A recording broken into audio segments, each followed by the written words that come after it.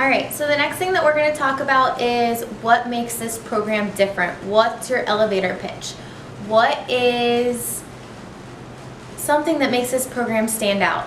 The biggest thing is it's education. We're teaching people the foundations of nutrition that they're so confused about from reading everything on the internet.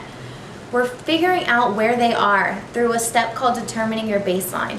We'll go through all that in a little bit. But we're figuring out what things that they're doing now, what's inhibited them to be able to see the results that they're looking for over the years. What behavior modification strategies can we put in place? What kind of definitive concrete plan can we put in place to help them achieve their goals? We set them up with realistic goals. And then we go through more about macronutrients, more about the importance of sticking to low glycemic foods and balancing your plate and making sure that we're having healthy fats with every meal and not just high fat meats that are high in cholesterol. It's leading to disease prevention, but they're not going to see that right away. What they're going to see is helping them achieve their goals the most efficient way possible. They're going to see a plan that they can actually implement. It's not telling them they need to eat chicken. It's telling them, okay, we want some protein with every meal that's the size of the palm of your hand. We're relating everything to what they can see now. We're also going through different strategies to help them understand. So the biggest thing is really implementation and what behaviors they can make to help be successful with their goals. And then the accountability. So they know that they're going to have to check in with you. They know that after that 1 month, they're going to graduate into ongoing coaching and want to stick with this long term until they achieve their goals. I have clients that I've worked with for years in nutrition. They come once every 6 weeks eventually. And it's just a check-in. Same thing with you, with whatever you're doing with your business. I'm sure you have a mentor or someone that you talk to just to make sure that you're staying on track.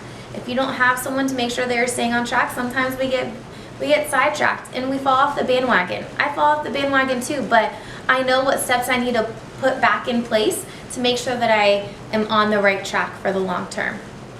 So that's one of the biggest things.